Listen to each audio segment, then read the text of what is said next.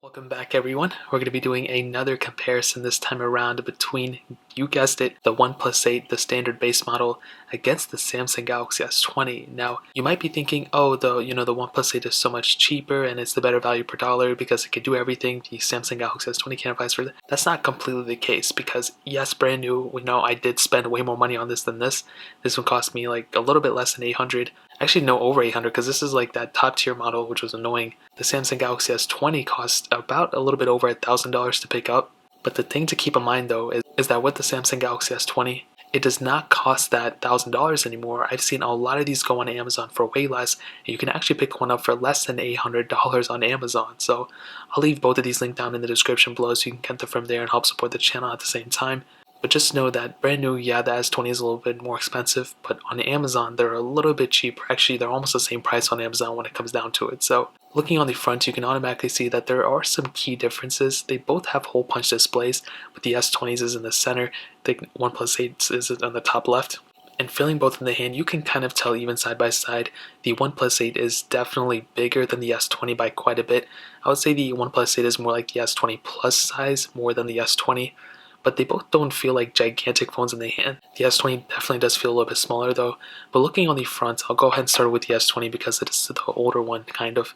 You have a 6.2-inch dynamic AMOLED display on the S20, and it is a very, very good display. It's honestly one of the best displays I've ever messed with. And what's really cool about it, you have very little bezel around the whole entire display.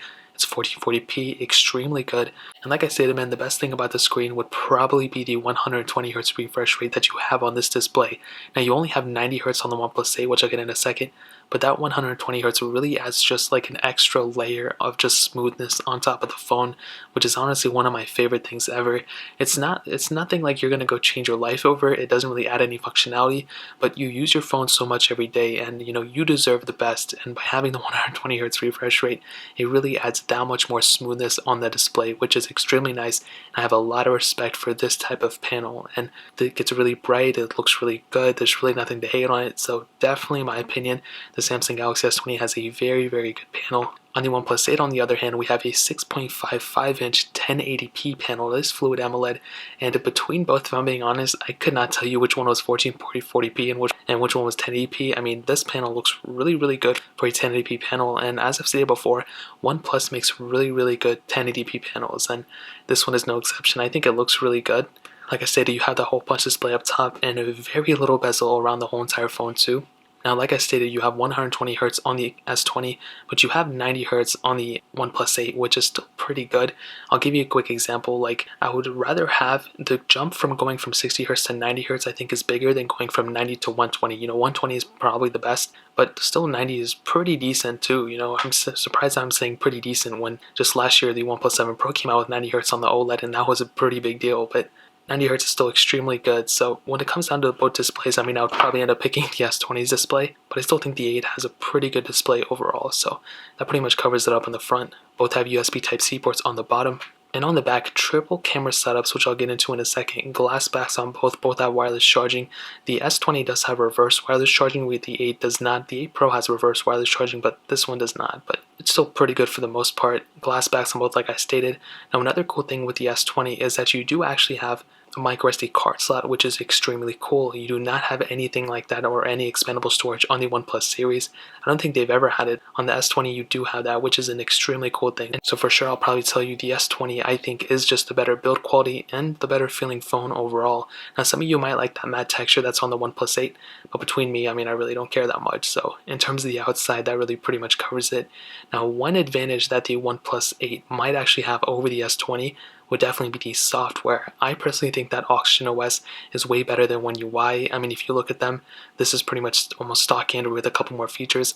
This is like some weird, I don't know what they're doing. When you combine them, when you look at them side by side, I definitely do like stock Android way more, and I believe Oxygen OS is way better than stock Android. So I would definitely tell you between both, Oxygen OS is definitely better. When it comes down to the life support of both these phones, you might actually end up getting longer life cycle support from a OnePlus phone than on the Galaxy S series device. So if you pick up these phones now, you might end up getting a longer software support on the OnePlus 8. But another thing to keep in mind, and this is actually very, very important, when you look at both phones, the custom ROMing and all that stuff, I think you have a higher likelihood of custom ROMing your phone and getting custom ROMs and all that on a OnePlus 8 phone over an S20. On an S20, you can't really custom ROM it unless you have the Exynos version, and even then, it's like really hard to root your phone and all that. It's a long process. On the OnePlus 8, you don't necessarily have those issues, which is an extremely cool thing. So definitely when it comes down to the software, I think the OnePlus 8 probably ends up winning there. So in terms of that, that pretty much covers it. Now we will do a little bit of a speed test right now, but I'll go and tell you the specs first. I will probably end up doing a full in-depth speed test later on, but this is just like a quick one to kind of cover my bases. The Samsung Galaxy S20 has a Qualcomm Snapdragon 865 chipset, an octa-core CPU, an Adreno 650 GPU, and 8 gigs of RAM. There's only one model, where the OnePlus 8 has the Qualcomm Snapdragon 865 chipset, an octa-core CPU, an Adreno 650 GPU, and 8 gigs of RAM on that base model, but 12 gigs of RAM on that top tier model. And on this model, I think I do have the 12 gig option, but it really doesn't matter. I'm not testing the RAM right now. So that being said, let's go and see which one is the faster one between both of these. Okay, so let me go ahead and clear out all the apps in the background, see what's all good. Okay, I have these third-party apps downloaded, so I'll go through them. Let's do Facebook, 3, 2, 1. I think the OnePlus 8 was actually faster there. That threw me off a little bit. Fruit Ninja, 3, 2, 1. And these phones wobble so much when I click on them, it's so obnoxious. And as you can see, you can obnoxiously hear them. I'm sorry you guys had to go through that. Temple Run 2, 3, 2, 1.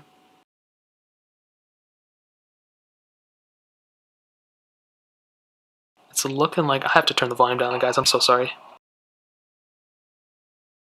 There we go, much better. So I was not able to see which one was faster because I was turning down the volume, and I'm sure you guys are happy that I turned down the volume, to be honest. Crossy Road, 3, 2, 1. Now I might have to input some information on both of these.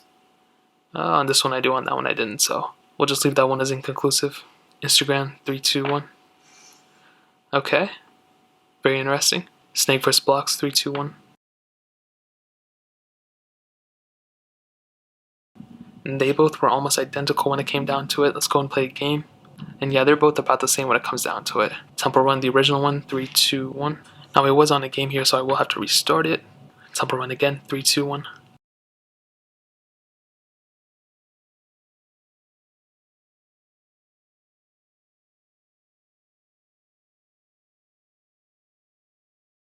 And that one pretty much covers that one. Let's do Netflix, 3, 2, 1. Okay, let's go and do Quizlet, 3, 2, 1. Paper IO 2, 3, don't have it. Let's end it off with Real Racing 3, 3, 2, 1.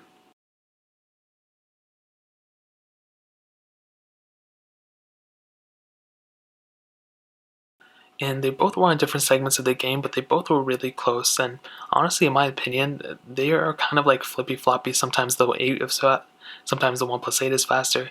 Sometimes the Samsung Galaxy S20 is faster. It's a really tough decision here. I don't really find one being, continuously faster than the other one.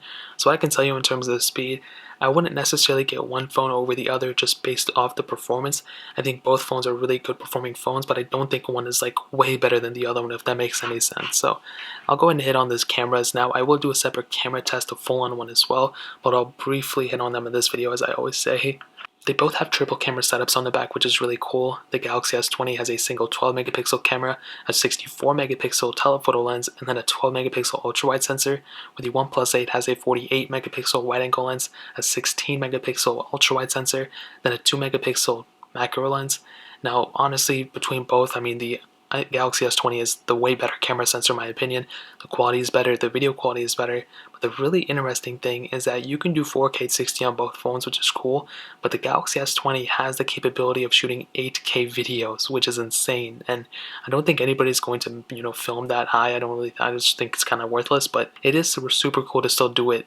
In the future, that could be the norm, so you could have a future-proof phone, which would be really cool. So that's an awesome feature that you have on the S20. So for sure, for the back cameras, the S20 wins. And even on the front camera, you have single camera setups on both, a 16 megapixel camera on the OnePlus 8 and a 10 megapixel camera on the Galaxy S20. And between both, you can even do 4K 60 on that front camera of the S20.